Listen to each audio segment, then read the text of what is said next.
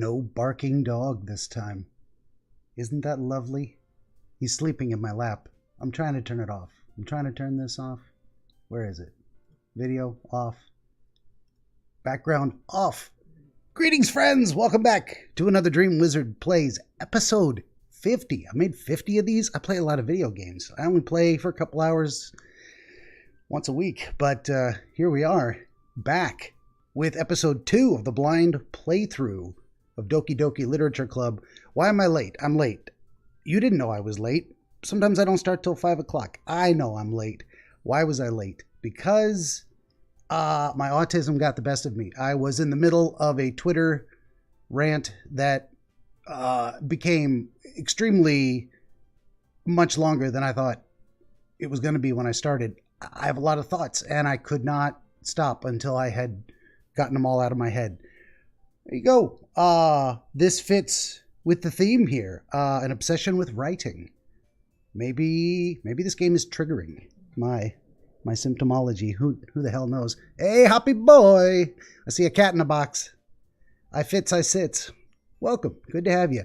And Kampai. Oh, by the way, very much a samurai top knot.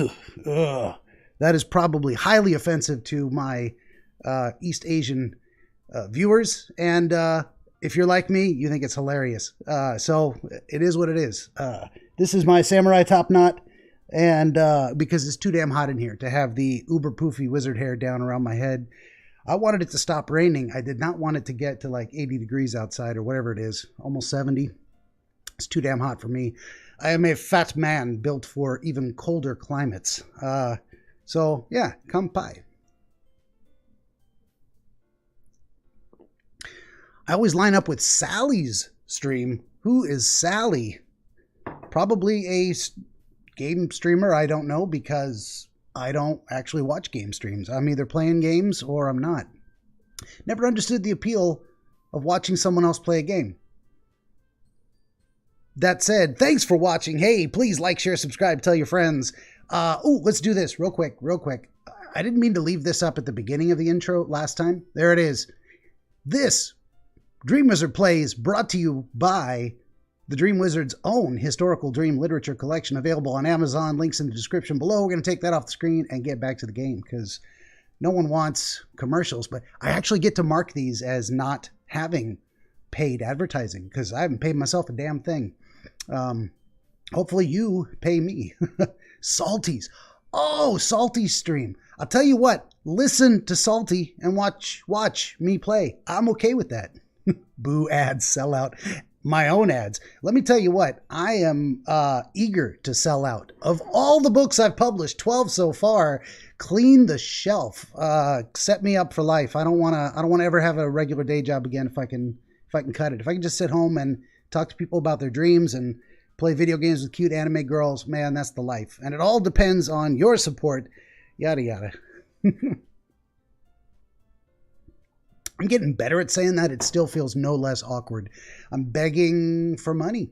I'm trying to offer a tangible product that I believe is valuable and worth the expenditure, but I don't know. Maybe I have to just get used to the idea that that's my life now. If I want to do this for a living, I gotta make money at it. So there you go. Shameless self-promotion. Load game. All right, focusing. Why did I name episode 2 here Subversive Verses? Because I am writing subversive poetry. Subversive in what way? Apparently I'm trying to design it to appeal to a specific type of girl. And look what happened last time. I slept on it. I recommend if you need to think through a problem or you just want to gain additional insight on what has gone previously in the prior day, sleep on it. Let your brain percolate. I think I had a dream last night. I remember precisely nothing about it, just the fact that I dreamed par for the course. Maybe that dream related to my playthrough. Maybe it had nothing to do with it, but I did wake up with additional insight. And that is, I think I caused that argument by attempting to appeal primarily to Yuri. That made this little girl jealous. And Natsuki and Sayori had to come in and play Peacemaker. I did so as a deliberate strategy. It said, hey, pick the girl. The game told me to do that. Fair enough. And I saw the results. As I said last time, I think that was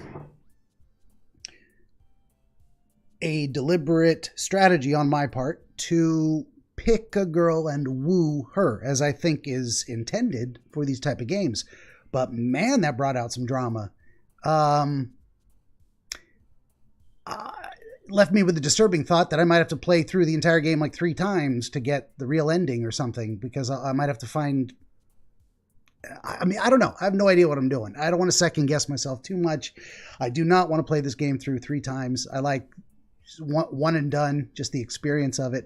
But I think this time... Okay, so all of that to say, I think I'm going to share the love. I'm going to share the love a little bit more. We're going to try and balance it out. We've only got 20, so it's still going to be a little unbalanced. I gave Yuri a lot of love last time. I'm going to leave her, the odd man out, a little short. So I'm going to try and give each girl 6 things they would find enjoyable, and Sayori and Natsuki 7 things they would find enjoyable. Give them the balance evenly distributed. So we got to go with what we know of these girls. Depression is definitely Sayori. Help me keep track if you can. Bam! I knew it. What do we got here?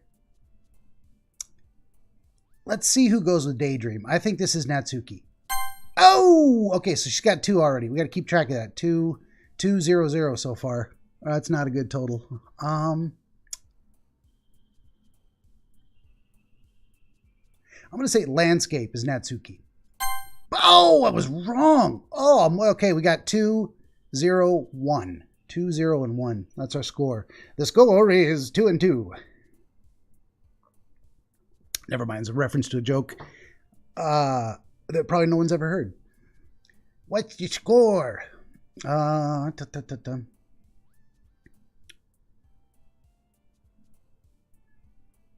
feel like I don't know Natsuki at all. I was wrong twice in a row there.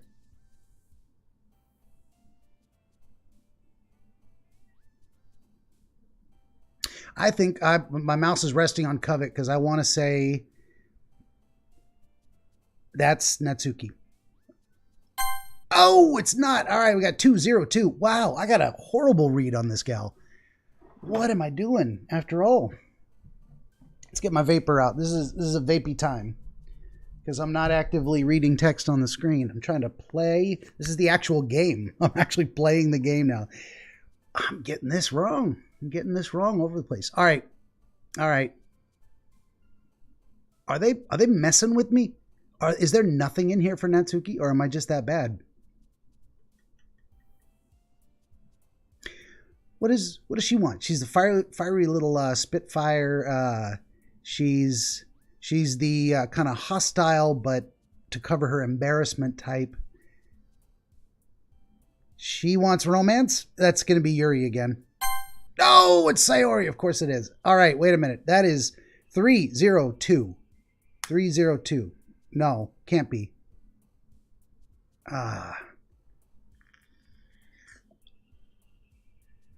301.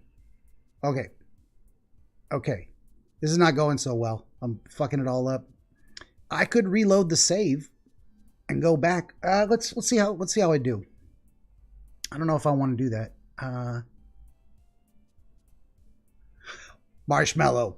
She likes food stuff. She's a cook. There we go. There we go. All right. All right. I got that one. That's a little bit about her, but she likes manga. There. Okay. There we go. 3, 2, 1. And that leaves 8 out of 20. I lost count already. It can't be 3, 2, 1 because that only adds up to 6. And I've burned 12 so far. Sticky. Oh, there we go. All right. I need to give Yuri a little more love. She likes analysis. And she likes...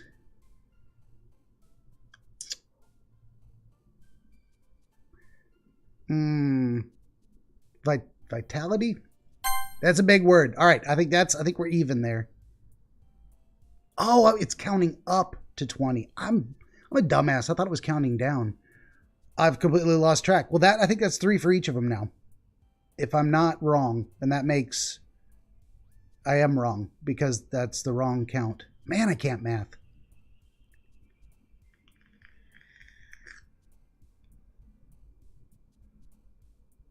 She likes animals. We're going to give her one more. Yeah, there we go. All right, all right. We got to go back to Sayori. Sayori. I want to say tenacious because she is determined. She is tenacious. But I think also Kisu. Oh! All right, all right, all right. Now we got to be careful. Where is Sayori? Where is Sayori? What does she want? She likes shopping. She's that kind of girl. This girl would never admit to liking it. This girl also would consider it beneath her. Maybe she's a little stuck up. She's a little full of herself.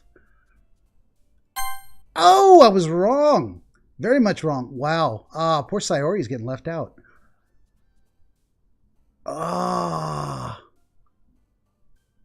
Ribbon. Oh, way wrong. Oh my God. I might have to start it over and keep a better count. Anime is gonna beat Sayori again, or Natsuki. Sadness. There we go. That's a bit okay. I need to give one more to her, two more to her, and one more to her. I think that's too many. 1, 1, 1, 2. Yes.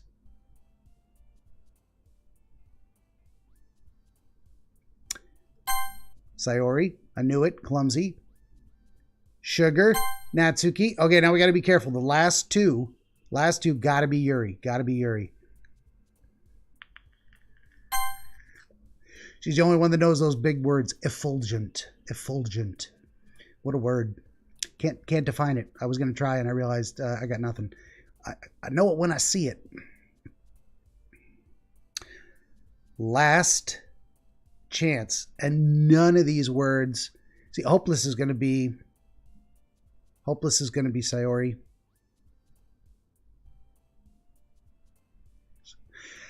Climax seems a word neither one of these girls would ever use.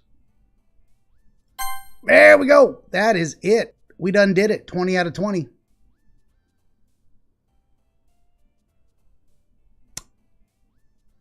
I got one more to spend? I guess I do. I thought I was done. Sayori feels to me like she's been left out a little bit. Oh man. Calling for help from the chat. What do you think? What's the right word for Sayori? I want to give one more to her. Is it misery? I think this is a word that would resonate with her. That seems to be, she's depressed. She's overly intellectual. Yuri is. Natsuki's not stuck up. Yuri's full of herself in a way. Very, very much values her intelligence. Natsuki, I don't have a good read on her. I just don't. What else would I don't know. Maybe y'all out there watching don't have an idea. Oh, son of a gun. Stream still showing the start screen. Are you kidding me? Come on. Let's turn that off and back on again. Thank you for that. The same thing happened last time. No idea what's going on.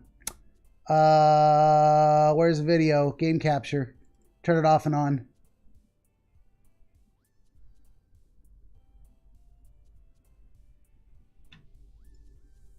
Heyo! I've been staring at this the whole time and no one saw any of that. The fuck it, we'll do it live. It happened. That happened. Fair enough. Well, you got to hear me ramble while you looked at the title screen. I've been giving them Thank you. Thank you, Hoppy Boy. Jesus Christ. One of these days I'll learn how to stream. Today is not that day. Okay, so now that you can actually see the screen, I'm thinking Misery fits Sayori. You got an opinion? You see a different word? I want to give it to Sayori, whatever it is. But this is a guessing game. I don't know if you've played it through yourself. If you're hesitant to give spoilers by helping me pick words, I understand that. But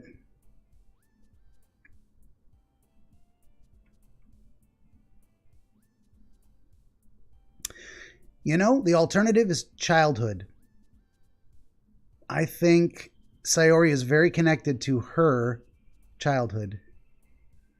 Misery could go for either of them. I think that was a word that would apply to Yuri's sense of enjoying the horror genre, so to speak. I'm going with childhood. Hey, I was right. Impulsive decisions for the win. Another day passes, and it's time for the club meeting already. I've gotten a little more comfortable here over the past couple days. Entering the club room, the usual scene greets me. Sayori says, "Hi, Benosuke." I say, "Yo, Sayori. Looks like you're in a good mood today." She says, "Tee-hee. I'm just still not used to you being in the club, that's all." "I see," I respond.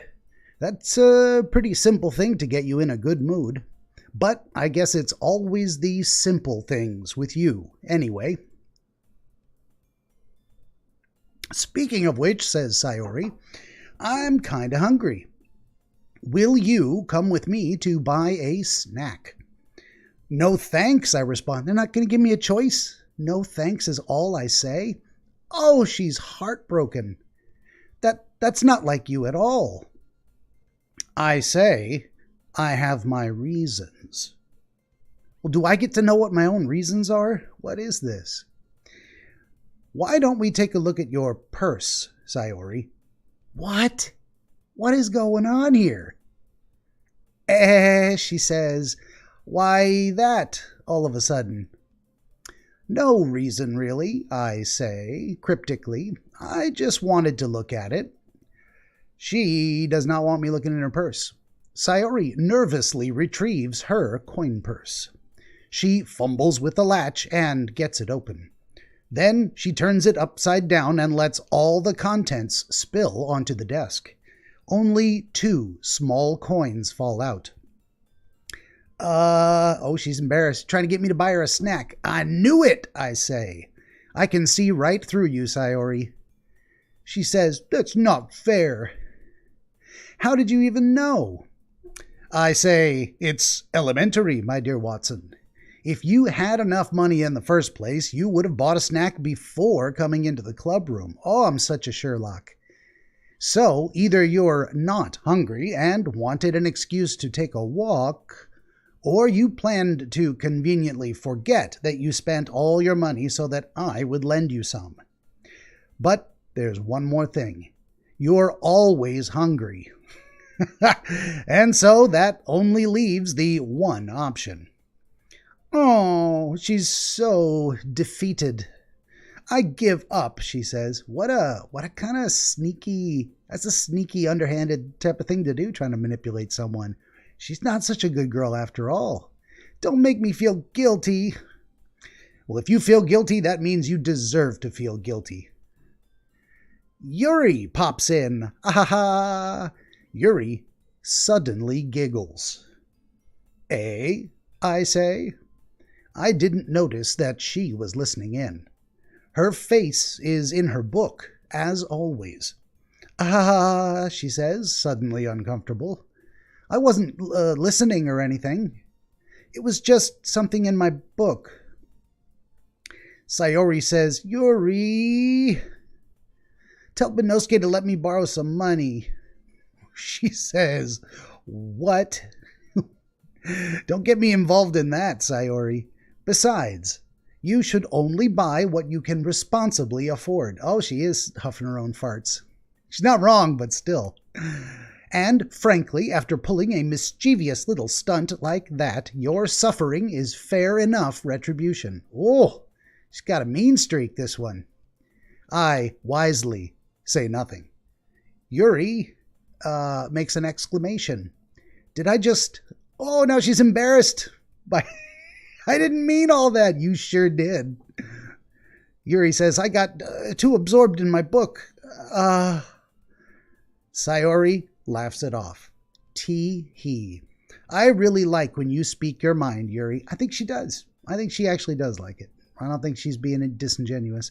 It doesn't happen much, but it's a fun side of you. That's, Yuri begins. There's no way you could think that. Sayori reassures her. You were right, though. I did something bad, and now I have to accept the revolution. Retribution, says Yuri. She can't resist correcting her. Yuri says, still, coming from you, Sayori, I guess there's a little devil inside all of us, isn't there? And Sayori giggles. I say, don't let her fool you. Sayori knows exactly what she's doing. After all, she told you guys she was bringing me to the club before she even told me. Sayori, busted. But you wouldn't have come if it weren't for the cupcakes. So I had to trick Natsuki into making them. Oh, she's conniving. She's tricking everybody. I say, come on. Give me more credit than that, Sayori. And she giggles. Embarrassedly. What happened? Pwap. Kya, says Sayori. Out of nowhere, something smacks Sayori in the face and tumbles onto the desk. Natsuki was listening. Let me call this right now. Ow, says Sayori. What was... A cookie? Sure enough, it's a giant cookie wrapped in plastic. Sayori glances around. Is this a miracle? She says. It's because I paid my restitution. Retribution, I correct her. Yuri chimes in. Actually, that one almost worked. And a very smugly satisfied Natsuki pokes her head in, laughing. I was just going to give it to you, but then I heard you blab about the cupcakes. It was totally worth seeing your reaction, though. Ha ha. Sayori says, Natsuki, that's so nice of you. It should have been a question mark. I'm so happy. Well, she got a cookie, and she hugs it. I say, geez, just eat it. Sayori rapidly tears open the newspaper. I didn't even say newspaper. It says wrapper, and takes a big bite. So good, she says around a mouthful, and she suddenly clasps her hand over her mouth. I bit my tongue, she says. Natsuki laughs at her. Of course she does. You're going through a lot over just one cookie.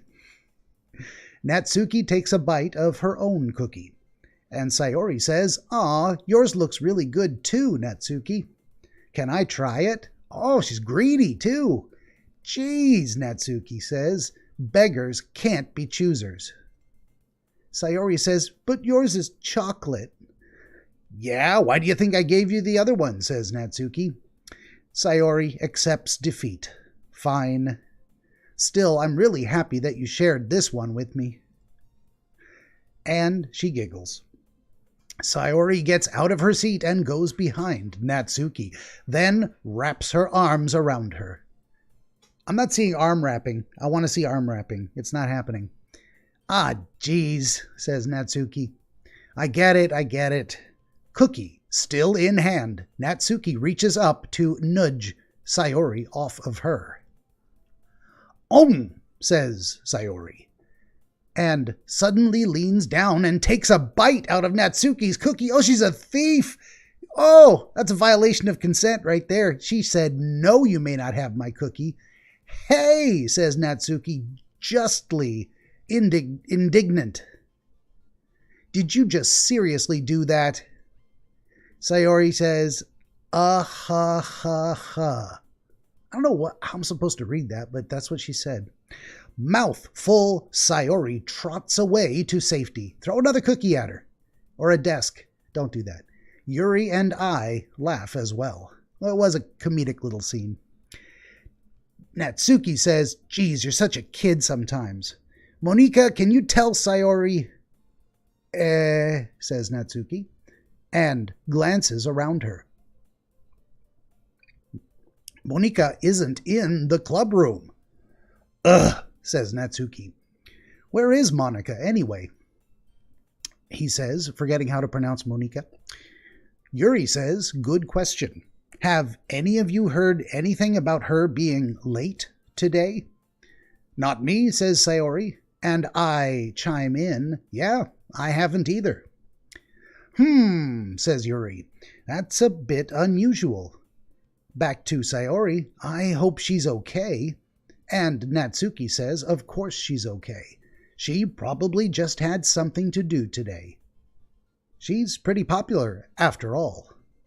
Sayori is startled and says, You don't think she has a... Yuri says, laughing, I wouldn't be surprised. She's probably more desirable than all of us combined. I wouldn't say that. Sayori does say that. Well, that's true. And Natsuki, again indignant, excuse me? Suddenly, the door swings open. Monika is here. Sorry, I'm super sorry, she says.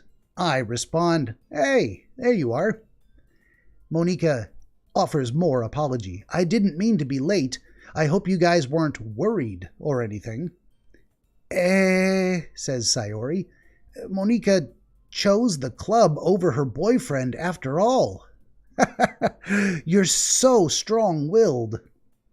Monika, a little embarrassed, questions the idea of a boyfriend. What on earth are you talking about? Monika quizzically glances at me. Never mind that. What held you up, anyway? I ask. She fumbles for words. Well, my last period today was study hall. To be honest, I kind of just lost track of time. Hey, like me when I'm writing Twitter threads. Yes. Ha ha, says Monika. Natsuki, again, that makes no sense, though. You would have heard the bell ring, at least. Oh, they're getting suspicious. It is suspicious. There was some other reason. That story does not hold up. Monika does respond, sticking to her story. I must not have heard it since I was practicing piano. Piano, says Yuri. I wasn't aware you played music as well, Monika. I don't really, she says. I kind of just started recently. I've always wanted to learn piano. Oh, fair enough. That's not a bad cover story. I'm still pressing X to doubt. Sayori says, that's so cool. You should play something for us, Monika. And Monika dissembles. And then she looks at me. What am I supposed to do? Maybe once I get a little bit better, I will. And she covers for herself. Sayori is ecstatic. Yay! And I respond, that sounds cool. I'd also look forward to it. Monika says, is that so? She looks genuinely happy. In that case, I won't let you down, Banosuke, she says. And makes another super sweet flirty pose, flouncing her skirt. Why would she not? And smiling sweetly. I don't know how to respond. I didn't mean any pressure or anything like that. Monika laughs and says, don't worry. I've been practicing a whole lot recently. And I'd really love the chance to share once I'm ready. I respond, I see. In that case, best of luck. Monika says, thanks. So I didn't miss anything, did I? Not really, I say. I choose to leave out Sayori's mischievous escapade. I am sure Natsuki will end up complaining to her anyway. That's likely. It looks like everyone has already settled down. Sayori somehow already finished her entire cookie. I am not surprised. Yuri is back to her book, and Natsuki disappeared into the closet. What's she doing in there? Man, it looks like no one wants to be bothered today. I slump down into the nearest desk. How am I supposed to occupy myself with something literature-related by myself like this?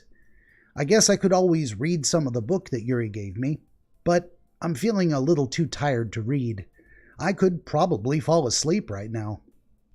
I close my eyes and end up listening in on Sayori's conversation with Monika. Sayori says, "We're probably gonna seem really lame compared to all the other clubs, though." Monika considers that possibility. Well, we can't give up. The festival is our chance to show everyone what literature is all about. The problem is that the idea of a literature club sounds too dense and intellectual. But it's not like that at all, you know?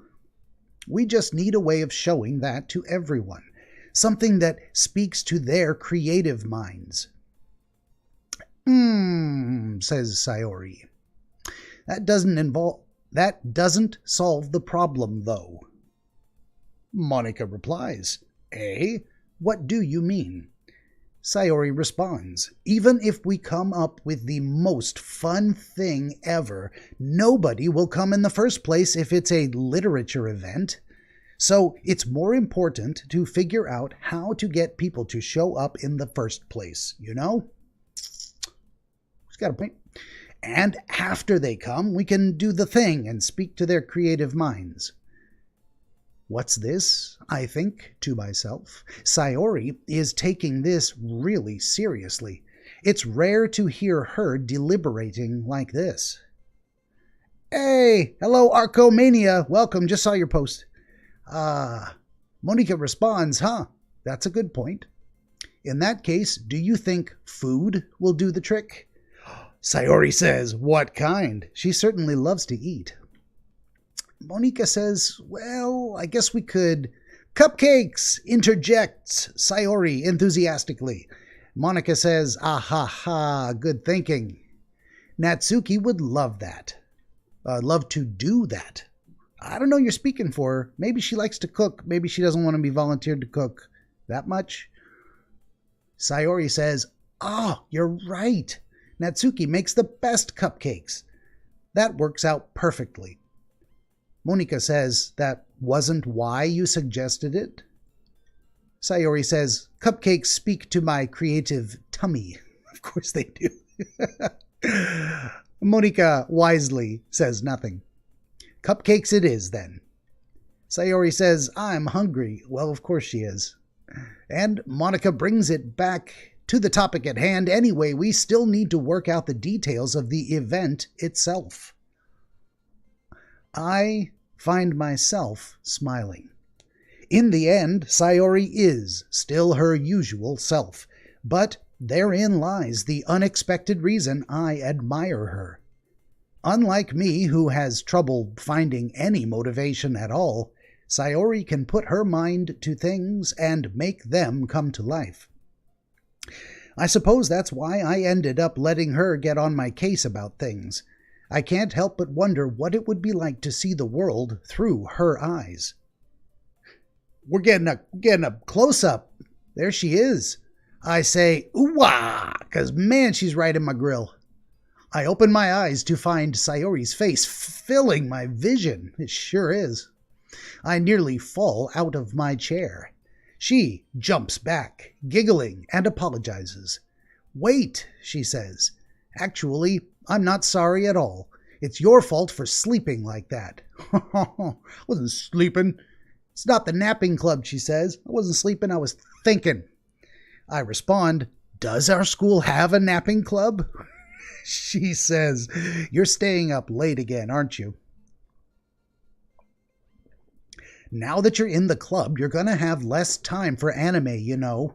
I did stay up later than I was going to last night watching anime. She got me busted. You'll need to get used to it. I respond, don't say that out loud.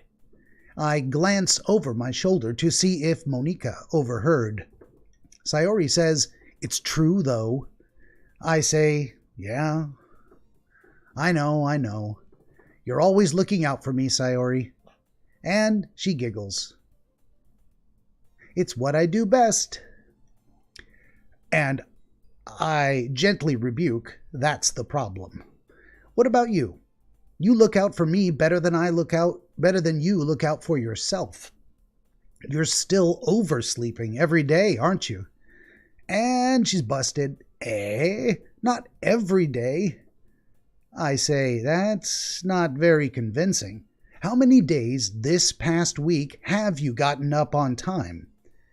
She increases the discomfortable look on her face, saying, it's a secret. I knew it, I respond.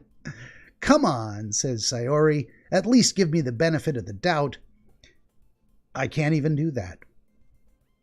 Look, Sayori, it's written all over you. Sayori glances around at herself. How is it written all over me? Oh, she's got to be kidding me. That's way too literal. Oh, okay, she's looking at her. Okay, not literally written on her.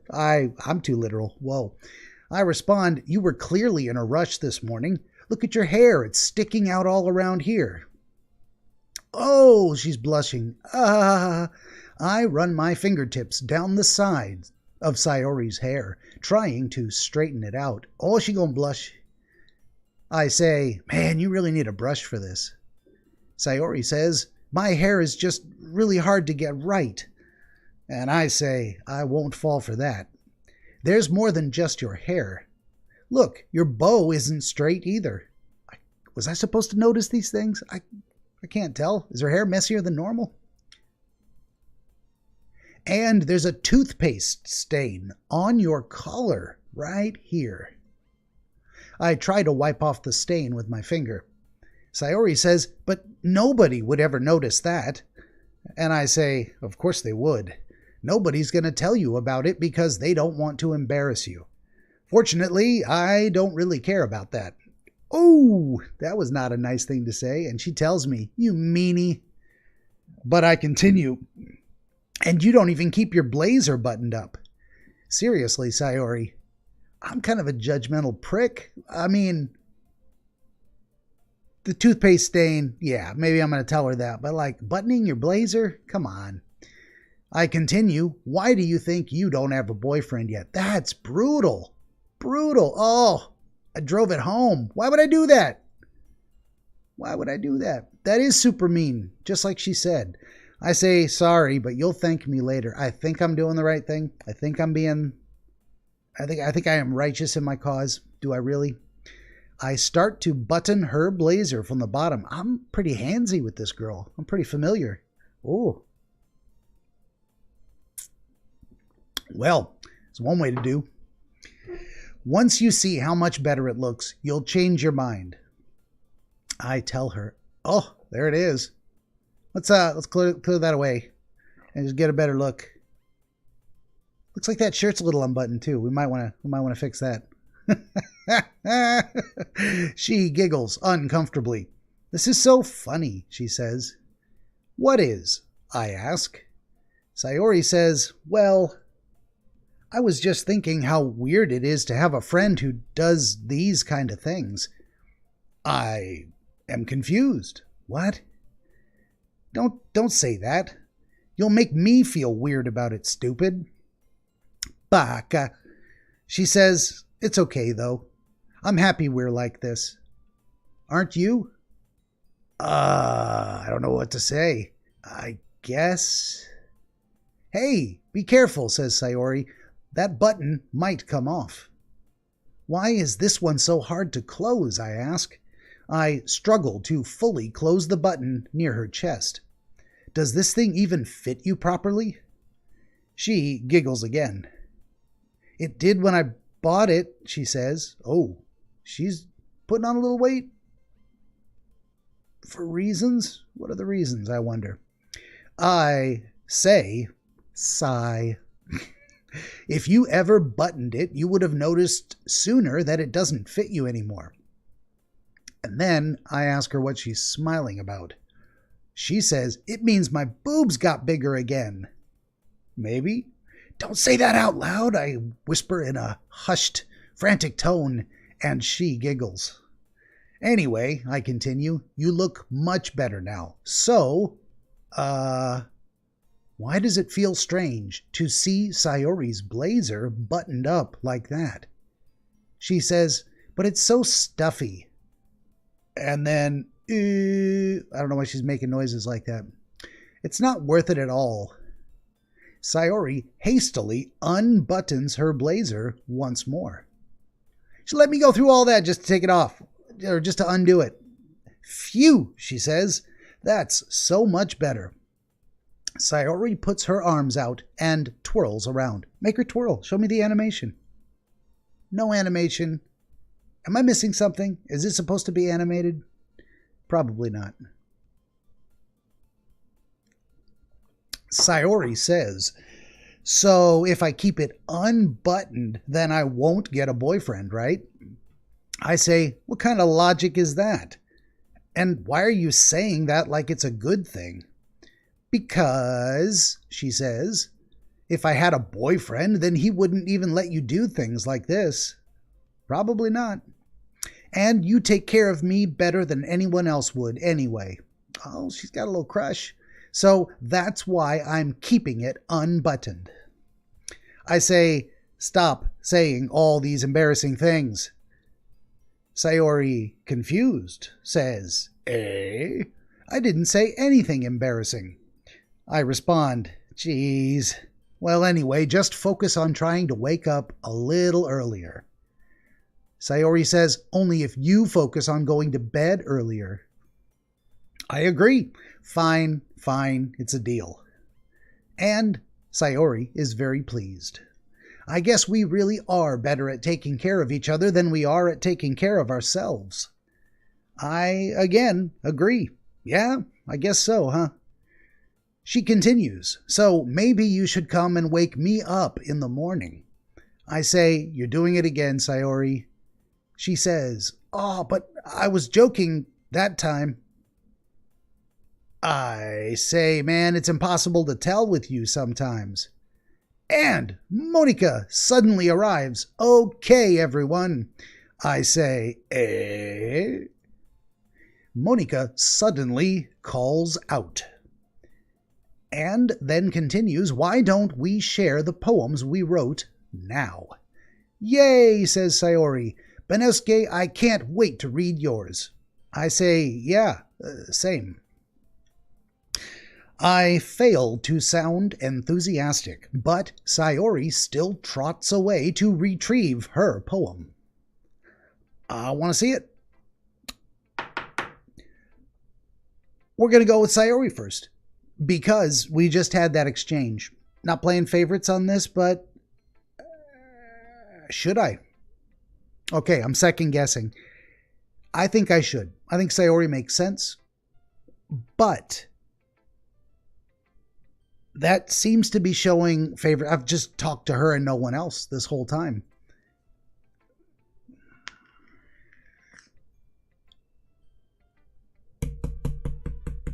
I'm doing it. I'm going with my gut. My gut says Sayori. I don't know why. It just feels right. Just continue that interaction.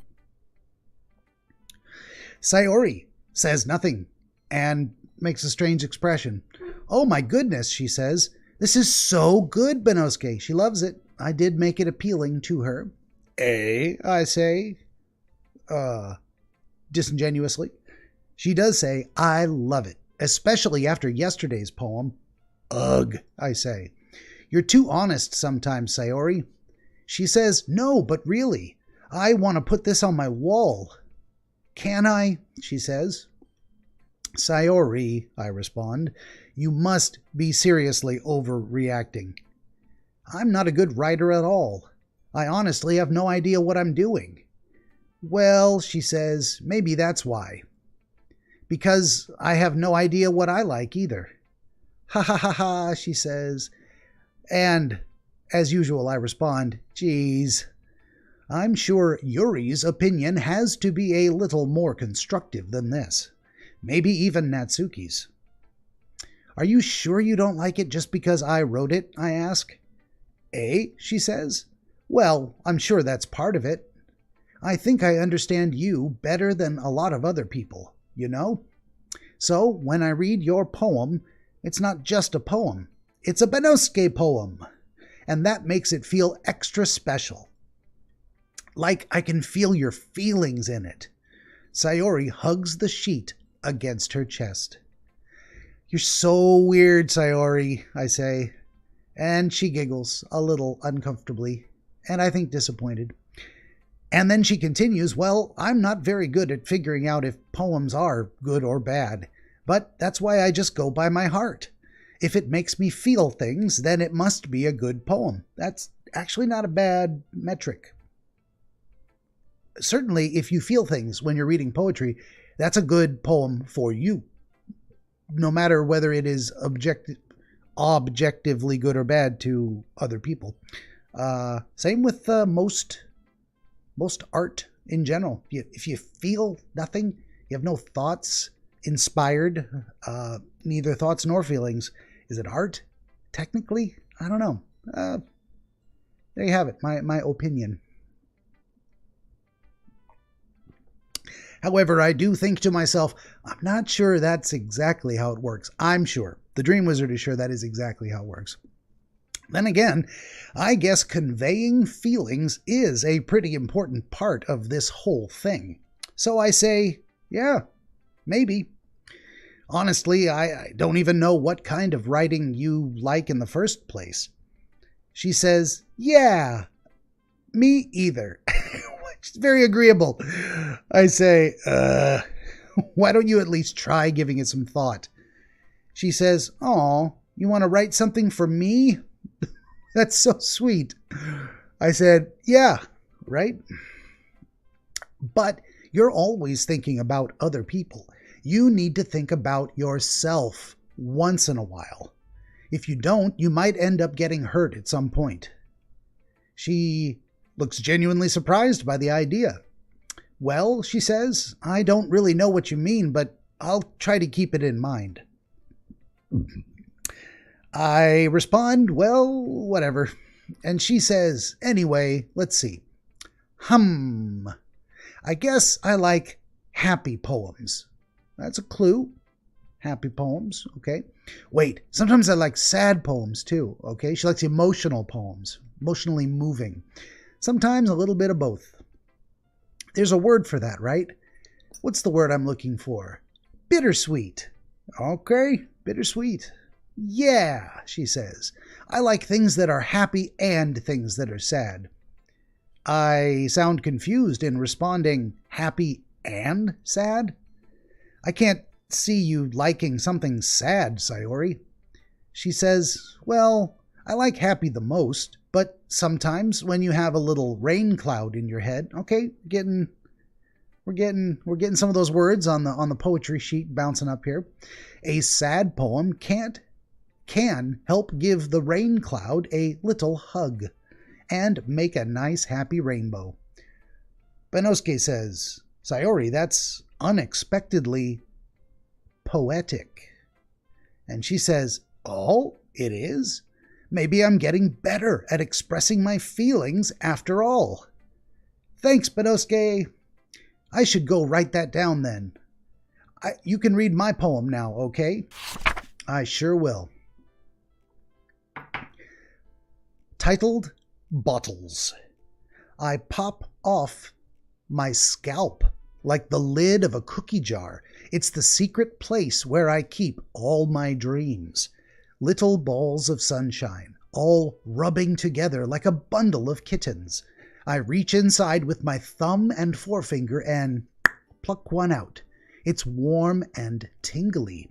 But there's no time to waste. I put it in a bottle to keep it safe. And I put the bottle on a shelf with all the other bottles. Happy thoughts. Happy thoughts. Happy thoughts. In bottles, all in a row. Ooh, metaphors here. She's all bottled up.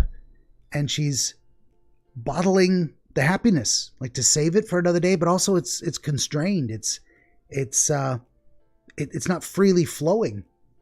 She pulled it out of her own head to put it in a bottle on the shelf. She continues. There's a long one. My collection makes me lots of friends. Each bottle a starlight to make amends. Sometimes my friends feel a certain way. Down comes a bottle to save the day. Okay, so she's saving it for a rainy day in that sense. She's storing up her positive emotions, trying to keep them always available to dish out as needed. Very interesting. Very much focused on other people. She continues. Night after night, more dreams. Friend after friend, more bottles. Deeper and deeper my fingers go, like exploring a dark cave, discovering the secrets, hiding in the nooks and crannies, digging and digging, scraping and scraping. She's emptying her emotional reservoir for other people. She has to dig deeper all the time to keep giving it away. Oh, this whole poem is a cry for help. I blow dust off my bottle caps. It doesn't feel like time elapsed. My empty shelf could use some more. My friends look through my locked front door. She's keeping people out. Oh. Finally, all done, I open up, and in come my friends. In they come in such a hurry. Do they want my bottles that much? I frantically pull them from the shelf, one after the other, holding them out to each and every friend, each and every bottle. But every time I let one go, it shatters against the tile between my feet. Happy thoughts, happy thoughts, happy thoughts in shards all over the floor. Man, that's dark. They were supposed to be for my friends who are not smiling. They're all shouting, pleading, something. But all I hear is echo, echo, echo, echo, echo inside my head. She's empty. She's dead inside. She's giving it all away. She's giving it all away to everybody all the time. Oh, this poem is depressing. Oh, it's brutal and it's long. But that's real. That is real. Holy crap, I say. No kidding. I'm saying that to myself right here, right now. Sayori, did you really write this? She says, of course I did. Didn't I tell you yesterday that I was going to write the best poem ever? I say, yeah, but I didn't expect something like this coming from you. I had a hint, but I did not expect that either. Let me tell you. Sayori says, Monica taught me a whole lot. And I've been really in touch with my feelings recently. I say, I see that. It's almost kind of creepy. It is kind of creepy. But don't be embarrassed that it's creepy, she says. Creepy? And I say, well, not exactly. Maybe because I am so used to you being cheerful. Well, never mind. I'm thinking too hard about it. The point is, it came out good, so you should be proud of it. Sayori says, aw, thanks, and blushes fetchingly. Sayori says, I feel like I was meant to express myself this way. It even helps me understand my own feelings a little bit better. Writing is like magic. It is. It is. I'm going to take a sip, but also a pause to say, I've said this in some of my videos before, there is something magical, I think that's a great way to put it, in getting your thoughts out of your head into the world. You gotta speak it, you gotta paint it, you gotta create something with it, writing it down, at the very least, just writing down your thoughts. It does something to put it in a place you can look at it. It's hard to look at what's behind your eyes, but if you get it out in front of you, you can actually see it. And the act of writing it down often helps. It's like thinking out loud, but you can do it on paper quietly. It's magical. It has magical properties. I genuinely believe, metaphorically speaking, putting your thoughts on paper, speaking them out loud, sharing them with someone sometimes, even if you get nothing back, even if they say nothing in response, just verbalizing it or writing it down. There's magic in there. Writing is like magic. That's profound. This game's getting deeper. It was very superficial at first. I didn't know what I was in for, but this is getting interesting. The writing in the game itself is getting better. People were really superficial, their exteriors, and now we're starting to see a little more of who they are. Yeah. I continue. You've gotten pretty passionate about this, huh? I hope you keep it up. Sayori says, yeah, writing is the best. I'm going to keep writing until I die. Whoa, brutal. I say, don't get ahead of yourself. Sayori's always had a habit of getting obsessed with something before dropping it no more than a week later. I wonder if this is one of those times. But seeing the passion in her eyes makes it hard for me to be pessimistic. Fair enough. She may have honestly found a passion for something. Once again, I'm putting Monica at the bottom of the list. She's the club president. It's not time to give her a boost yet. Plus, she was being shady. I gave Yuri my attention last time, so we're going to put her at the bottom of the list of these top three, and then go to Monica. So, in this order, I think that's the way I'm going to do it. Let's go to Natsuki. She says, well, I can admit that it's better than the last one. It's nice to see that you're putting in some effort. Oh, high praise. I say, that's good. She says, come to think of it, this kind of reminds me of Sayori's poem from yesterday. Eh? You think so? I say. Natsuki continues, yeah, well, I guess if you've been friends with her for so long, you might be on the same wavelength. But you never really struck me as her type. I respond, Sayori has a type all of a sudden? And Natsuki says, well, I don't know, but honestly, how can someone so fluffy spend so much time with someone like you? It's like she's dragging around a dead weight. I say, that was a little unnecessary. But think of it this way. If it weren't for me, she would probably just fly away like letting go of a balloon. You could say we each take care of each other in our own way. Natsuki says, whatever it is, I don't get it. Oh, yeah, I guess I'm supposed to show you my poem. Okay. Here, she says. All right. Oh, another long one. Wow. Okay, we're gonna take it. Amy likes spiders. You know what I heard about Amy? Amy likes spiders. Icky, wriggly, hairy, ugly spiders. That's why I'm not friends with her. Ooh, brutal. Shunning behavior, spreading rumors. Very, very catty, unfriendly, attacking behavior behind someone's back. Is this who she is, or how she feels she's being treated? Very interesting. You're getting a little glimpse at how the DreamWizard would interpret poetry, because that is actually the purpose of this game. This is a game. There is an analysis to be found. It's a lot different with people, but you're hearing me verbalize my thought process. What do these poems say about these girls? Is that going to give me any kind of advantage in this game? Is my background in psychology and my inherent natural wizardry going to be of benefit to me?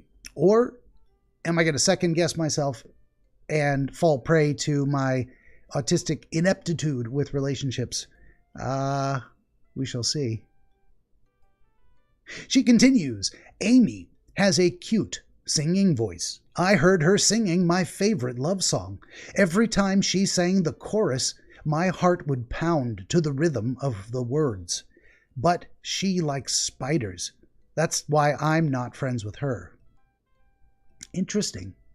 What do we got so far? We got spreading rumors behind her back. One fatal flaw that cannot even be overcome by heart-pounding response to the rhythm of her words. She's moved emotionally by this person, but the fatal flaw, she likes spiders. That's why I'm not friends with her. Interesting. Very interesting. One time, I hurt my leg really bad. Amy helped me up and took me to the nurse. I tried not to let her touch me. She likes spiders, so her hands are probably gross. That's why I'm not friends with her. This person has expressed genuine care. They move your heart. They caretake you. You don't want them to touch you because of that fatal flaw. She likes spiders. That's why I'm not friends with her. Amy has a lot of friends. I always see her talking to people. She probably talks about spiders. What if her friends start to like spiders too? That's why I'm not friends with her. It doesn't matter if she has other hobbies. It doesn't matter if she keeps it private. It doesn't matter if it doesn't hurt anyone. It's gross. She's gross. The world is better off without spider lovers. And I'm going to tell everyone. Ooh! Oh, that's dark too. It's brutal. She's going to be malicious. She's got a real hate on for this girl. Or, as I said in the beginning, this is a third-person look at herself. She's writing as if she is Amy. I might go with that interpretation. This feels like her expressing herself, what it feels like, what she believes her critics or bullies, what they think and feel about her, not seeing who she really is, that she has other hobbies, that she's not bothering anyone. There's one fatal flaw, and it's gross, and it's justification for hatred, and they're going to ruin her on purpose. Oh, that's so sad. It's awful. It's awful.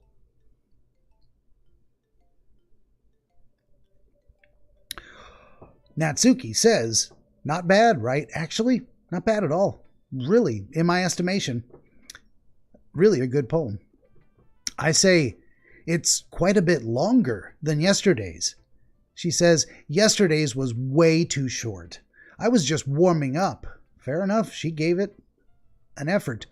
I hope you didn't think that was the best I could do. I thought maybe it was. I'll be honest with you. But I say, no, of course not. And Natsuki continues, anyway, the message is pretty straightforward in this poem. I doubt I have to explain it. Sometimes you can explain complicated issues with much simpler analogies, and it helps people realize how stupid they're being. Like, anyone would agree that the subject of this poem is an ignorant jerk. Okay, I was getting that read. But I respond, do you know people like that? Of course, she says, it's about how everyone thinks nailed it! I called it while I was reading it. Everyone thinks my what? Out with it? Oh, she cuts herself off. That doesn't matter. It can be about anything. I wrote it to be easy to relate to.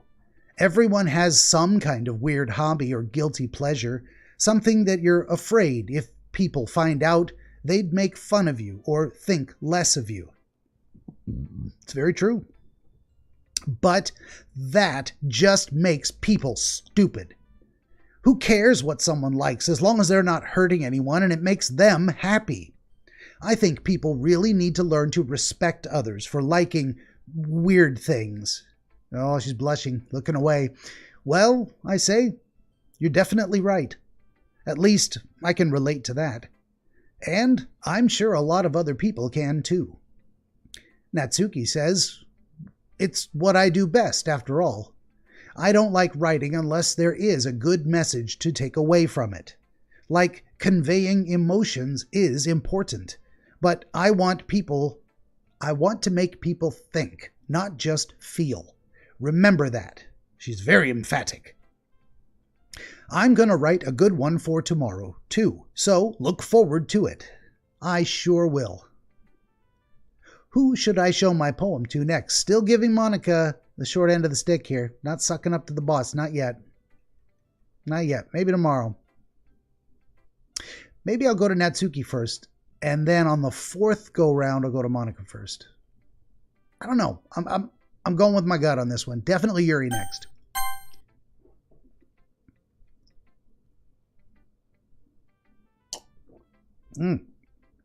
Dead Soldier. We're going to pour another one out here. See if I can read and pour whiskey at the same time. Yuri says, "Let's see what you have written for today." And then she says nothing as she reads. I can't get a long one. "This is pretty good," she says. All right. "Were you influenced by seeing someone else's writing style yesterday?"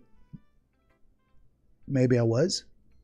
Maybe I have entirely lecherous ulterior motives. But I'm not going to admit that to her right now. What I do say, however, is, I guess you could say that, which is not so bad. What you don't want to do, poetry-wise, is just entirely copy someone else's style. But if you see something you like, you see a flourish, you see a way of presenting things, and you're like, I like that. I like how that was done. You don't want to do it the same way. You want to do the same kind of thing in your own way. Why wouldn't you? I guess you could say that. And Yuri responds, "I was also a bit surprised by how differently everyone writes. So I respect you for trying new things." She continues, "You don't need to be afraid to be a little more daring. Metaphors can go a long way. Don't feel like you need to work your brain like turning a bunch of gears." Okay, subtext here. She's seeing elements in my poetry, the way I chose it to appeal to the other girls too. She's seeing elements in there that are not aimed at her. I don't know if she's conceptualizing it that way, but she's perhaps disappointed. Does this scene build on what happened previously? Last time I tried to nail as many big words as I could to appeal to her intellect and sense of self in that way. And this time maybe she's feeling I didn't do that and she's a little disappointed. Or maybe she just doesn't like poems, the type of poems that appeal to the other girls, which is fair enough. The other ones didn't seem to be that critical. Maybe they were in their own way. Interesting. Very interesting. Yuri continues, "Try letting your mind wander through your feelings and write down the things you see and hear. That's one way to truly enable your reader to see into your mind. It's a very intimate exercise," she says, blushing. I say, "I see. That's a certainly interesting technique. Thanks for sharing." Yuri continues, "I have, an example of that if you'd like to read it." I say, "Of course. This is the poem you wrote for today." Yuri nods and timidly hands me her poem. There we go. Long ones. Multiple long ones today. Multiple pages, so to speak. She says in her poem, titled "The Raccoon." "It happened in the dead of night, while I was slicing bread for a guilty snack. My attention was caught by the scuttering of a raccoon outside my window. That was, I believe, the first time I noticed my strange tendencies as an unordinary human. I give the raccoon a piece of bread, my subconscious well aware of the consequences, well aware that a raccoon that is fed will always come back for more. The enticing beauty of my cutting knife was the symptom. The bread, my hungry curiosity, the raccoon, an urge.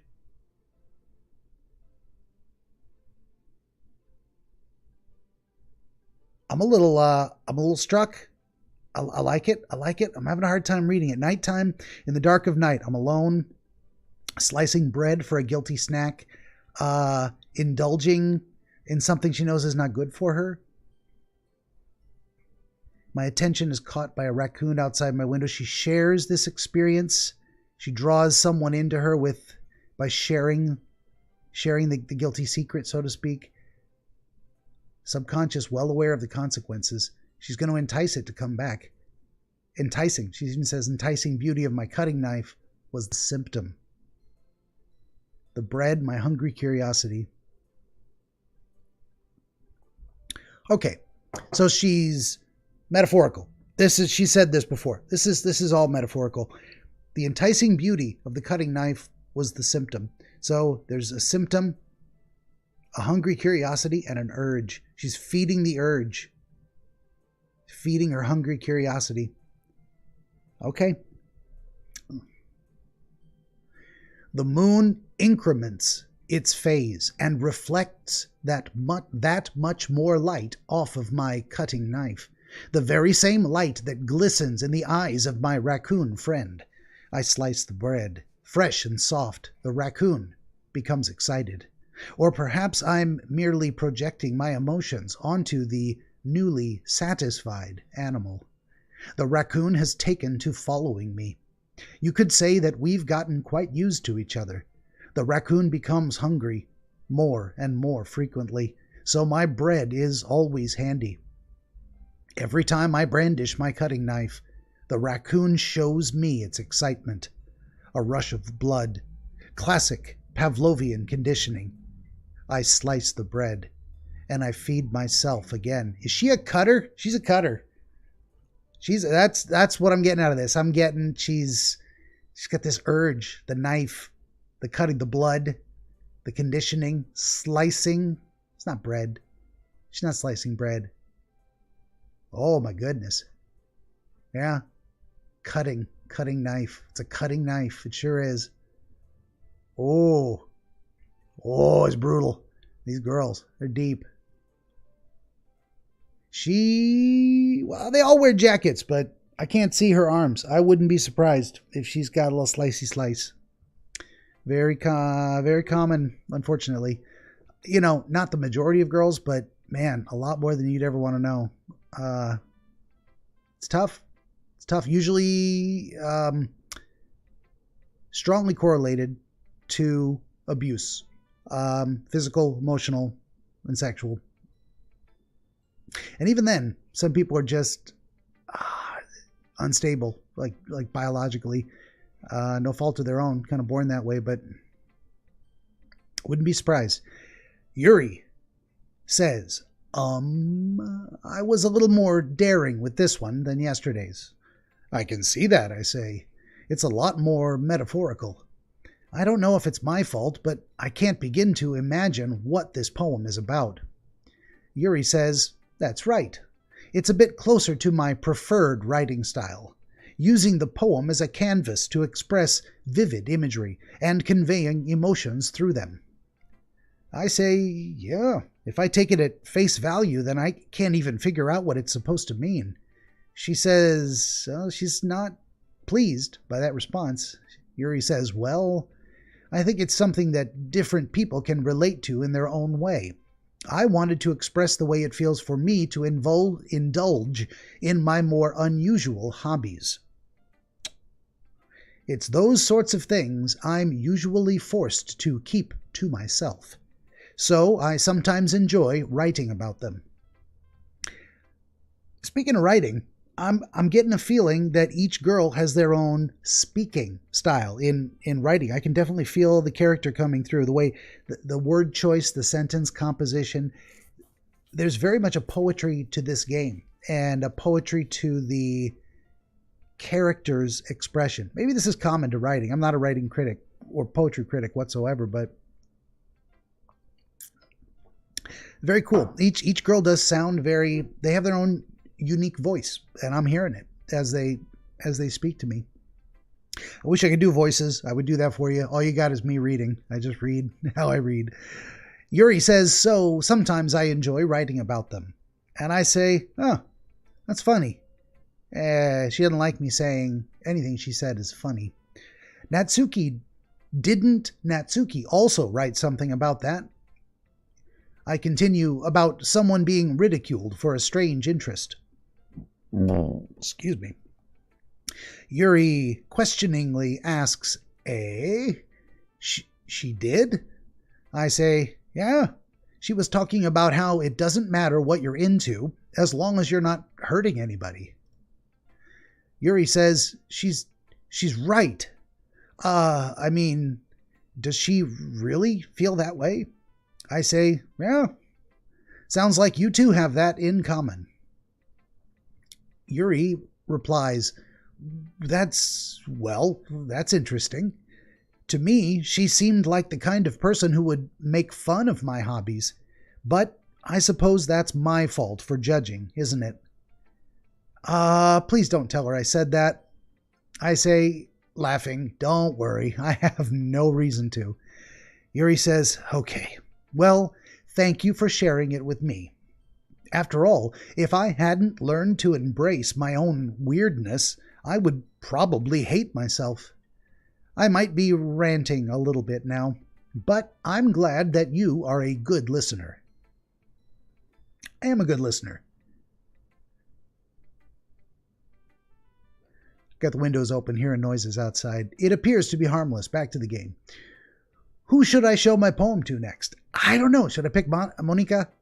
Should I go with Monica or Monica? We're going to go with Monica. Impulsive decision. Monica says, hi again, Benosuke. How's the writing going? I say, it's all right, I guess. She says, I'll take that. As long as it's not going bad. I'm happy that you are applying yourself. Maybe soon you'll come up with a masterpiece. I say, I wouldn't count on that. And she says, you never know. Fair enough, you never know. Want to share what you wrote for today? She asks. I say, sure, here you go. I give my poem to Monica. All right, she says. I like this one. It makes me think of something Sayori would like. I say, is that so? She said, you and Sayori are really good friends, right? I wouldn't be surprised if you had those sorts of things in common. I say, well, we may be good friends, but Sayori and I are actually really different. Says Monica. Well, that may be the case, but maybe there are also some similarities that you wouldn't expect. The way she talks about you, it sounds like the two of you really care about each other's well-being. Even if you show it in different ways, it ends up being more similar than you'd think. So I think that's the kind of vibe I get when reading your poem. I respond, you sure you're not reading into it too much? And she gets cutesy and says, well, I could be. Oh gosh, I sound like Yuri. But, she says, in any case, Sayori's writing is has a kind of gentle feel to it. I can tell that she likes exploring with emotions, like happiness and sadness. That's literally what she just said. Who knew that someone so happy would enjoy sad things too? Yeah, I say, that is totally unexpected. Monica continues, well, to each their own, and you shouldn't be afraid to experiment a little bit either. But anyway, you want to read my poem now? I do. I like the way this one turned out, so I hope you do too. Let's have a look. I say, all right, let's take a look.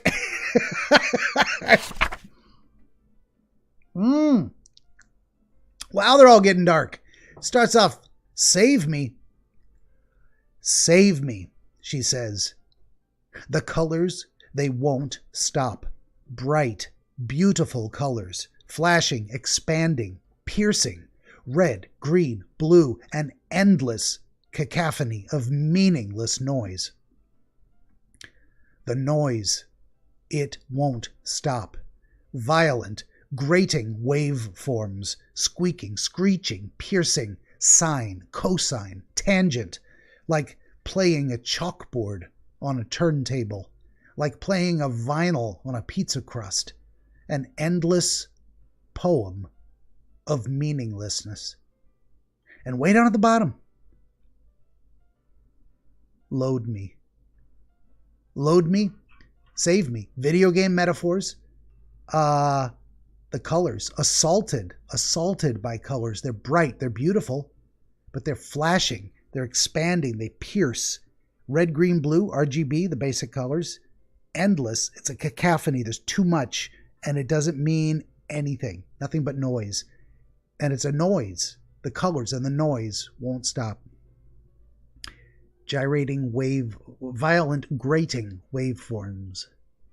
A great cheese that's carving pieces off violently. It squeaks and screeches. And I love this. I love this poem. It's really good. Sine, cosine, tangent. I'll talk about wave mathematics. I don't get them. I know that's what they mean. Couldn't tell you how to do it or do the math. Don't know any of the formulas. I am not a mathematician. I am definitely a wizard of words. Like playing a chalkboard on a turntable. You know that screechy chalkboard sound? I heard it. I heard it as soon as she said that. Playing a vinyl on a pizza crust. That's not as good in my estimation. Playing a vinyl, but it's still evocative of this the round experience of playing a vinyl on a pizza crust. You just mush it in. I mean, it doesn't do anything. It's pointless. It accomplishes nothing to play a vinyl on a pizza crust. That's my assessment, and it's endless. There's no ending. It doesn't stop. It just continues, eternally meaningless. Endless poem.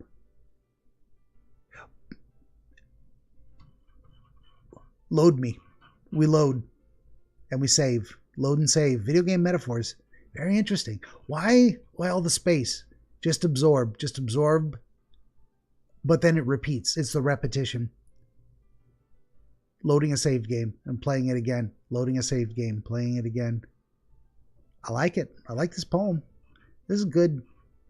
I mean, who knew this game was going to have, like, actual good poetry, in my estimation? For what it's worth, I'm digging it. And, if I like it, it's good to me. So, but I'm really digging it. Look at that. I make a non-committal hum. It's even more abstract than your last one, huh? And she gets flouncy, giggling. I guess it's just the way I write. She continues, I'm sorry if you don't like it. No, I never said that, I say. It's just a kind of thing I've never really seen before, I guess. Monica says, I kind of like playing with my space on the paper. Choosing where and how to space your words can totally change the mood of the poem. It was a very functional, evocative gap. Just feel the emptiness before the final words. And it was just empty paper. Really well done. Really well done. It's almost like magic. She's into the magical metaphors as well. It is like magic, Monica.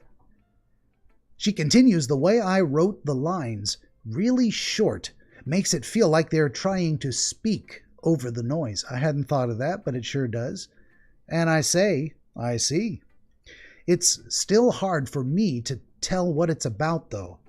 And she laughs. Sometimes asking what a poem is about isn't the right question. A poem can be as abstract as a physical expression of a feeling, or a conversation with the reader. So, putting it that way, not every poem is about something. Anyway, she says, here's Monika's writing tip of the day. Sometimes you will find yourself facing a difficult decision. When that happens, don't forget to save your game. They're talking to me. I ain't saved shit in forever. Like I save once in a blue moon. Did I learn nothing from playing all those games in the 90s? Save early, save often. They give us so many save slots. I ain't used shit. Maybe I should have. I may have made a terrible mistake, Michael. We're going to find out. When that happens, don't forget to save your game. You never know when you might change your mind. They're breaking the fourth wall subtly, all over the place with this game. I like it. It's very meta. I dig meta stuff. Self-referential art. Monika continues, or when something unexpected may happen. Wait, is this tip even about writing? Wah wah. It's about video games, like your poem. What am I even talking about, she says, and giggles. That's my advice for today. Thanks for listening. That's what I say. Monika addresses the club. Okay, everyone, she says, we're all done reading each other's poems, right? I have something extra planned for today, so if everyone could come sit at the front of the room. Natsuki says, is this about the festival? Monika says, well, sort of. Natsuki says, do we really have to do something for the festival? It's not like we can put together anything good in just a few days. We'll just end up embarrassing ourselves instead of getting any new members. Yuri puts her 2 cents in. That is a concern of mine as well. I don't really do well with last-minute preparations. Guilty. Same here. Not good at last-minute rush. Monika reassuringly says, don't worry so much. We're going to keep it simple, okay? We won't need much more than a few decorations. Sayori has been working on posters, and I have designed some pamphlets we can give out during the event. Natsuki responds, okay, that's great and all, but that doesn't tell us what we're actually going to be doing for the event. Monika says, sorry, I thought you heard about that already. We're going to be performing. That is news to me. Natsuki also says, performing? Yuri, very uncomfortable with the idea, can't even complete her sentence. Monika. And Monika says, yes, we are going to be having a poetry performance. Each of us are going to choose a poem to recite during the event. But the cool part is we're also going to let anyone else come up and recite poems too. Sayori's putting it all on the posters in case anyone wants to prepare ahead of time. Sayori rejoins the group and giggles. Sayori, who's been coloring a poster, holds it up for us to see. Natsuki condescendingly or judgmentally says, are you kidding me, Monika? You didn't already start putting these posters up, did you? Says Monika, well, I did. Do you really think it's that bad of an idea? Natsuki puts her back on her heels. Well, no, she says. It's not a bad idea. But I didn't sign up for this, you know. There is no way I'm going to be performing in front of a group of people like that. Yuri agrees. I agree with Natsuki, she says. I could never in my life do something like that. Imagining it, Yuri shakes her head in fear. Sayori, once again to save the day, says, guys. Monika says, no, Sayori. I understand where they're coming from. Remember that Natsuki and Yuri have never shared their poems with anyone until just a couple days ago. It's a lot to ask for them to recite their poems out loud to a whole room full of people. I'm going to pause right there and say, this is weird. I am reciting my words, the words of the game, but also sharing my thoughts with, hopefully someday, thousands of people on the internet, or at least dozens, or even one or two. I do my best not to think about it. I know what I'm doing. I know what's happening here, but it's not the focus of my attention. I can't. It's too weird. The idea that anyone's actually watching this, I want them to. I need them to be successful, but the idea that I have an audience or that an audience would exist, truly bizarre. Not something I even want to think about beyond the necessity of it. And the fact that I wouldn't be doing this and reading out loud were there not an audience. Weird conflicted feelings that go all in that. So I'm feeling it. Just this line from this game made me stop and think. It inspired those thoughts about, I have an audience. I'm in front of an internet full of people. Anyone can see this. And I'm doing it. I'm sharing it with people. I'm speaking words. They're going into my microphone and out for the world to hear. Weird. It's weird. But I digress. Back to the game. Monica continues, I guess I kind of overlooked that, as I tried to myself. So, I'm sorry, she says. Natsuki looks unhappy, but says nothing. Monica continues, but I still think we should give it our best. We're the only ones responsible for the fate of this club. Oh, she brings fate into it. Dun, dun, dun. If we start the event and each put on a good performance, then it will inspire others to do the same. And the more people who perform, the better we'll be able to show everyone what literature is all about. Sayori enthusiastically agrees. It's about expressing your feelings, being intimate with yourself. That sounds dirty. Finding new horizons, and having fun. Monica enthusiastically agrees. That's right. And it's those reasons that we're all in this club today. Don't you want to share that with others? To inspire them to find the same feelings that brought you in here in the first place? Monica says, I know you do. I know we all do. And if all it takes is standing in front of a room for 2 minutes and reciting a poem, then I know you can do it. That's a pretty inspirational speech for a leader. There's a reason she's the club president. Natsuki is finding it hard to argue with that logic. She doesn't look happy about it, but she's not protesting anymore. She is now silent. Yuri also, she doesn't like it.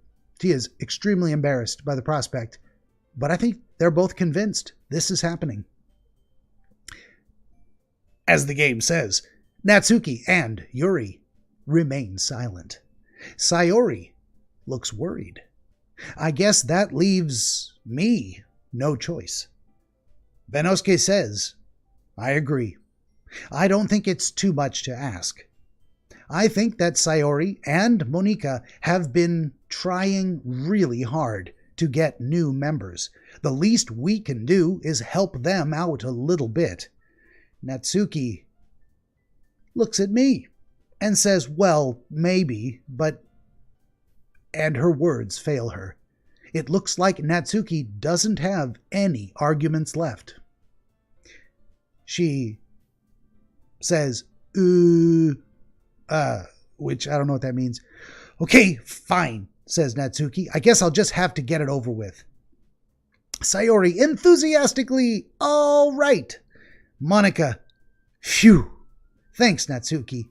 What about you, Yuri? Oh, peer pressure. That's all of us. Looking at her. What are you going to say? She says nothing.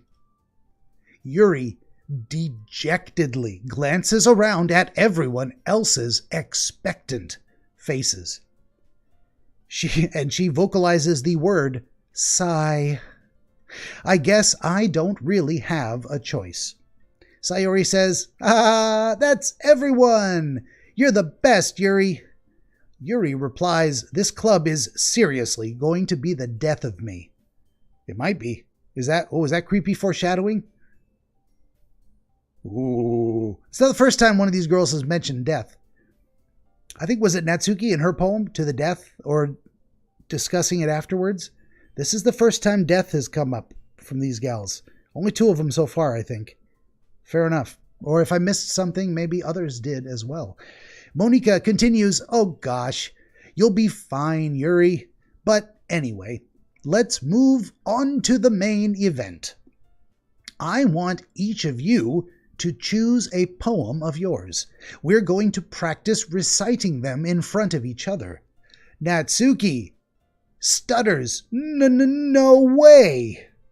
Yuri, also looking preemptively uncomfortable, attempts to argue, Monika, this is too sudden. Monika responds, well, if you can't recite your poem in front of the club, how do you expect to do it in front of strangers? Again, a winning argument. Yuri, at a loss for words, oh no. Monika reassuringly says, don't worry. I'll start off to help everyone feel a little more comfortable. Sayori volunteers, can I go next? Monika says, laughing, of course. Now, let's see. Monika flips through her notebook to the specific poem she has in mind for herself. Then she stands behind the podium. We're gonna read them out loud, like right now, today? Is that what's happening? This is happening. All right. Monika says, the title of this poem is The Way They Fly. Ahem, she says. Monika begins reciting her poem. Her clear, confident voice fills the room.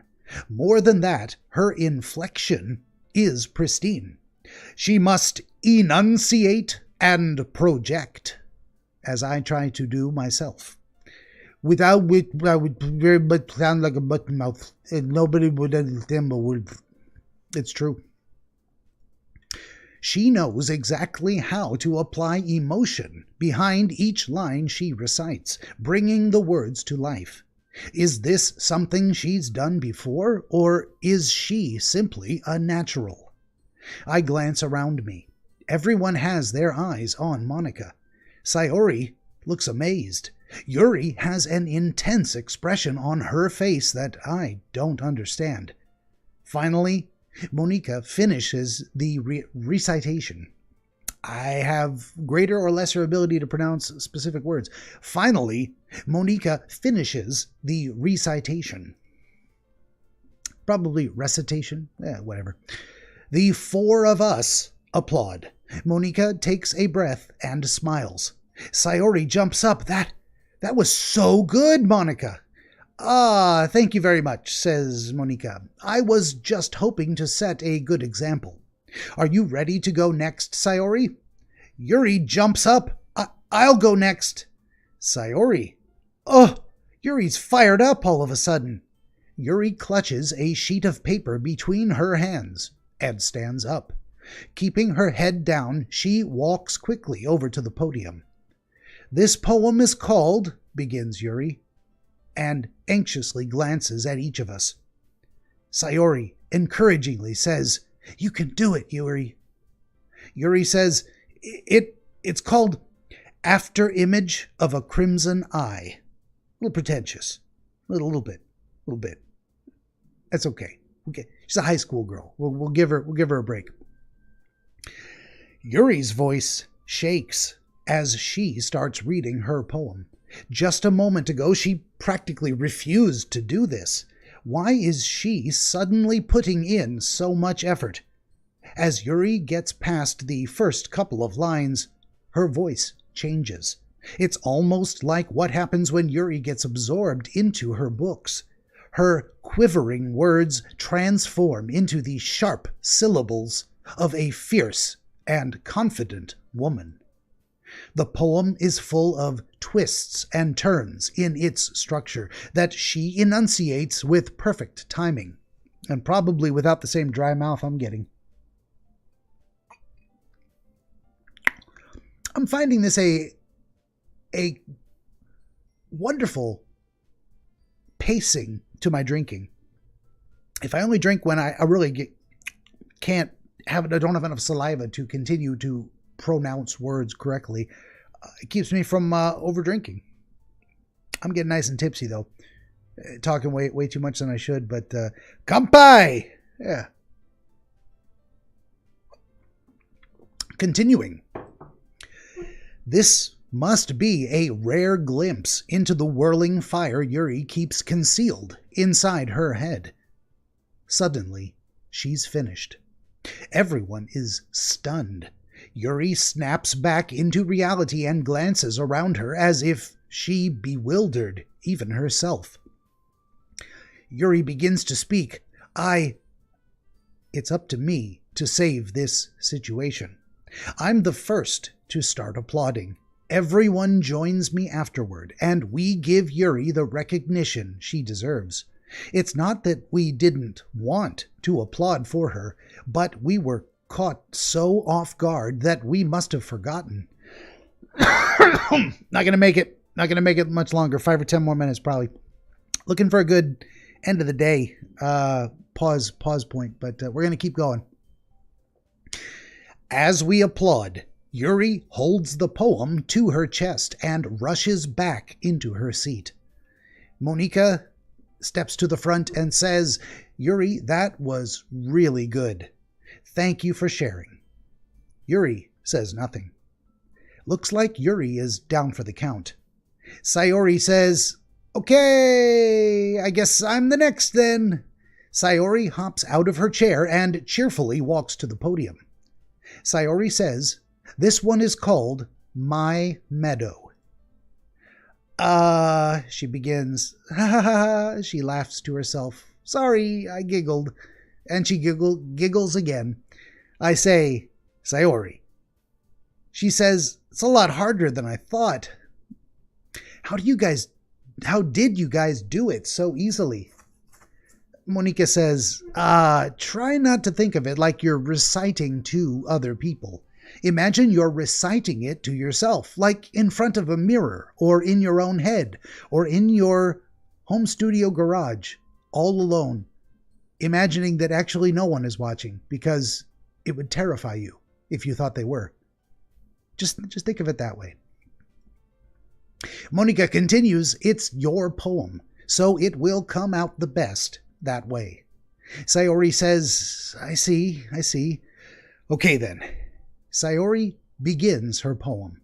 Somehow it feels like her soft voice was made as a perfect match.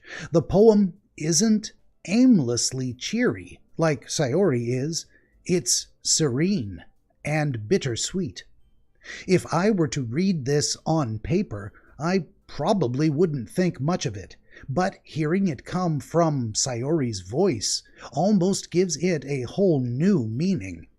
Maybe this is what Sayori meant when she said she likes my poems. It's like I get to reach more deeply into someone than I thought I knew. It's like I get to reach more deeply into someone I thought I knew through and through. Sayori finishes, and we applaud. Sayori cheers for herself. "I did it!" And I say, "Good job, Sayori." She responds with a giggle. Even Benosuke liked it. "I guess that's a good sign." I say, "What does that even mean?" And Monika comes to the rescue. "It came out nicely, Sayori. The atmosphere of the poem fits you really nicely. But it might be that other poems wouldn't work quite as well with that kind of delivery." Sayori says, I don't really understand." And Monika informs her, "In other words, I've seen poems of yours where that sort of gentle delivery would not work as well. They might need a little bit more force behind them, depending on what you're reading." Sayori says, "Oh, I know what you mean. I've been practicing that kind of thing. It's just embarrassing to do it in front of everyone. It is. Very reasonable. Monica continues, then, next time, I'm going to make you pick a different poem that challenges you a little more. We don't have much time before the festival, you know. Sayori says, okay. And Monica continues, now who's next? Natsuki? Natsuki is not pleased. Humph, she says. Don't make me go before Benosuke. It's not like I can compare to you guys anyway. Might as well let Benosuke lower everyone's standards a little before I have to do it. Sayori doesn't like that. She begins a rebuke, Natsuki, and I say, it's fine. I might as well get it over with. But it's not like I have much of a selection of what to read. I'll just have to go with what I wrote for today. I stand up and step in front of the podium. Everyone has their eyes on me, making me feel terribly awkward. I recite my poem. Since I'm not exactly confident in my own writing, it's hard to put energy into it. Despite that, once I finish, I receive applause anyway. I say, sorry, I'm not really as good as everyone else. Monica says, don't worry about it so much. I think it's less about your abilities and more about your lack of confidence in your writing. That's something that will improve over time, though. I say, unconvinced, maybe. Monica is certain. All right, then. That just leaves you, Natsuki. And Natsuki says, yeah, I'm going in. Natsuki begrudgingly gets out of her seat and makes her way to the podium. She says, the poem is called, Why are you all looking at me? Monica chides, because you're presenting. Natsuki makes another humph and continues, anyway, the poem is called Jump. Oh, I turned it off. Natsuki takes a breath. I'm going to take a breath too.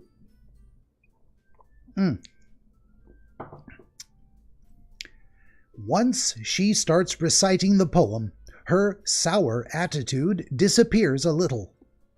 While she's still a little unenthused, her poem has a rhythm and rhyme to it. It's Natsuki's trademark style, and it works surprisingly well when spoken aloud. The words feel like they bounce up and down, as if giving life to the poem. Natsuki finishes, and everyone applauds. She huffs back to her seat. Monica says, that wasn't so bad, was it? Natsuki replies, easy for you to say, you'd better not make me do that again. Monica says, well, do you at least feel prepared enough to recite a poem in front of other people?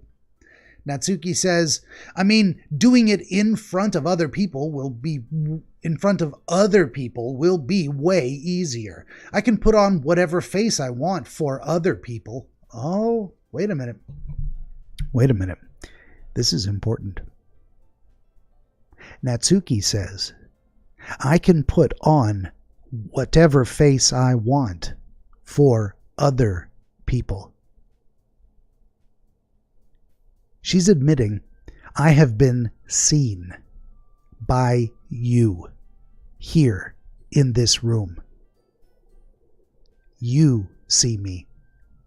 I can't just put on any face. You know my real face. This line right here, this is profound. This is real. That's the kind of comment people throw out when you would almost call it a Freudian slip. She probably didn't mean to say that. Natsuki has confessed. Her friends in this club, we see her real face. Whoa. That's deep, man. That's deep. I love it. That's fantastic. Natsuki continues, but when it's just my friends, it's just embarrassing. Sayori pipes up, "That's a surprise, Natsuki. I think it would be the other way around for me." Natsuki counters, "Well, that's just how it is, so..." Monika interrupts, "Well, I guess in that case, you won't have much to worry about for the festival." Monika continues, "That said, I want to thank everyone for coming, though. It might be hard, but I hope that all of you have an idea of what it's like now. Make sure you pick a poem and get enough practice before the festival, okay? I'll be making pamphlets, so let me know ahead of time what you'll be reciting." I say, "Geez, I should probably find some other poem to recite instead." Monika agrees. "That's fine too. It doesn't have to be your own." "I'm already pleasantly surprised that you are putting in all this effort for the club." And she gets cutesy again. It makes me really happy. I don't know why I feel like her cutesiness is not genuine. It just, something about that pose. It looks practiced. It looks fake. I'm getting a fake vibe.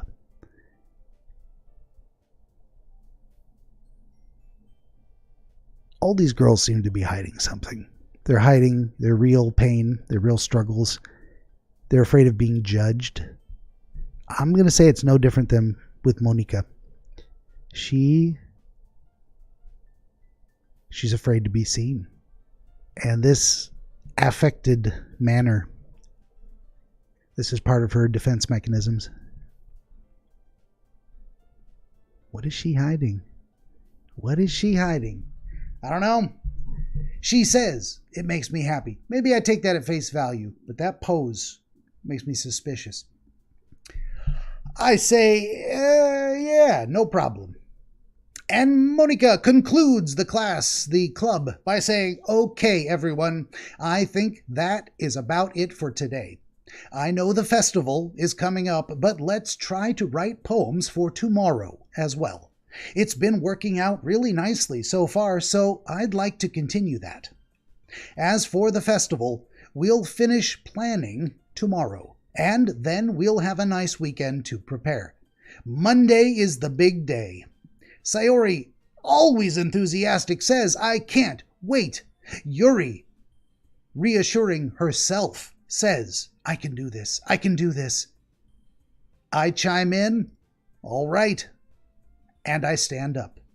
There's no way I will be able to find the same enthusiasm as Sayori and Monika, but I will do my best to get through it.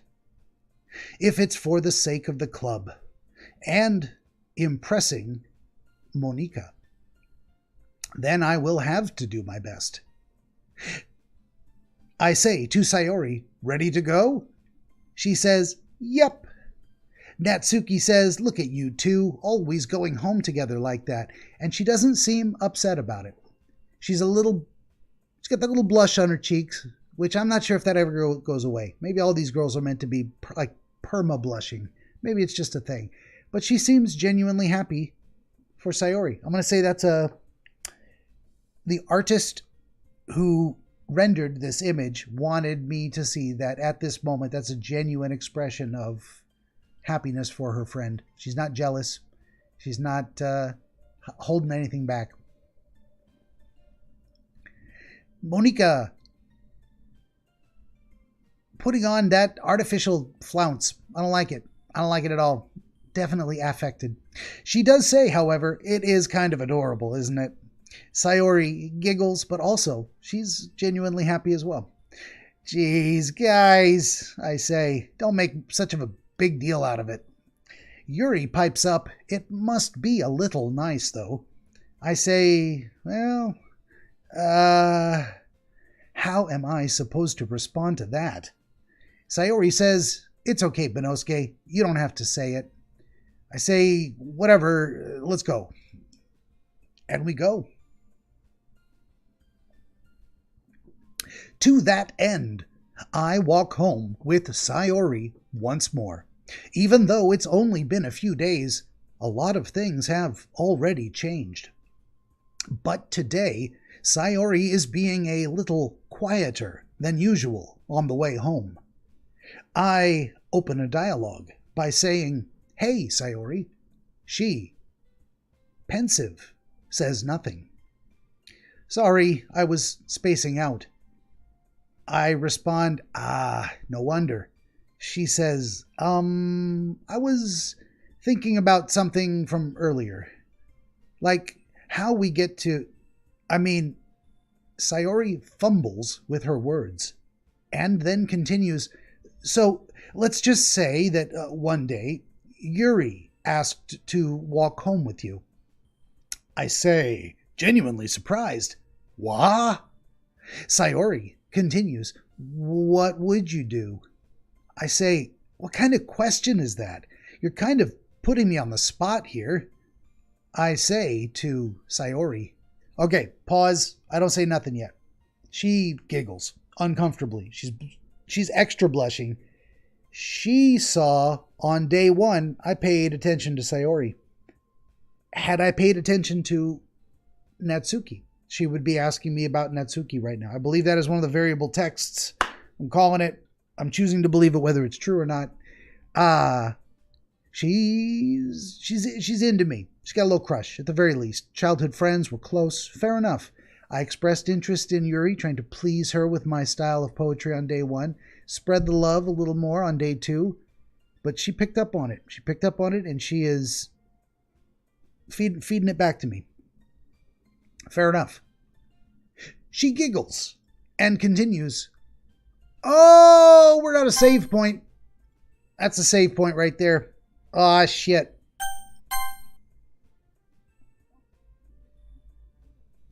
Oh my goodness. What do you do? I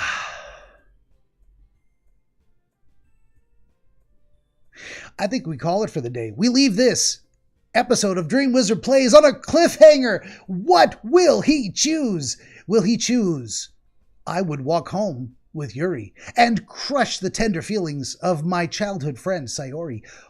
Would I still walk home with Sayori and feed her crush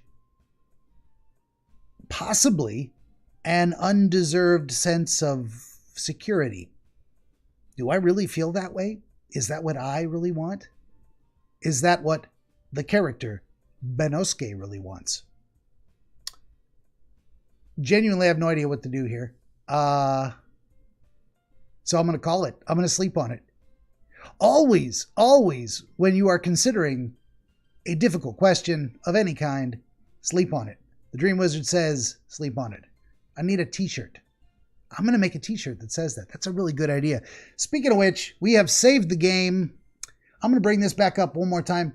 Ayo! Historical dream literature. Stop what you're doing. Like, share, subscribe, tell your friends, all that good stuff. Buy my books. They're really good books. They're great books. I would recommend either my trilogy, Onairo Chronologia. You see it up there.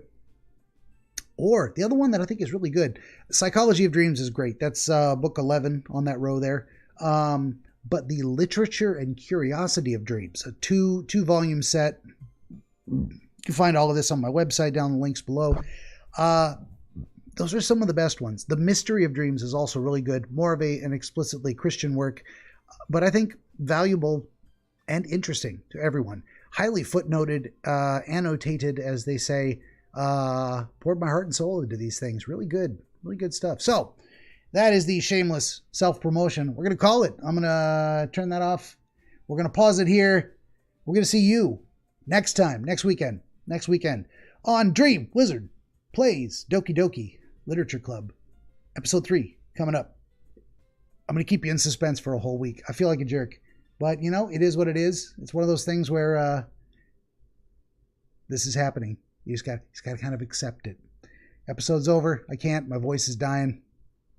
I genuinely need to sleep on this difficult decision. Wish you could do that in real life. Hit pause and walk away. You don't have to be put on the spot and answer. The hesitation to answer is an answer in itself. Sometimes I can't handle this stuff in real life. I can barely handle it in a game. I need to stop playing the game now because I can't make a decision. That's me. Welcome to my world. All right, we're playing the outro, and we're out. Thanks for watching.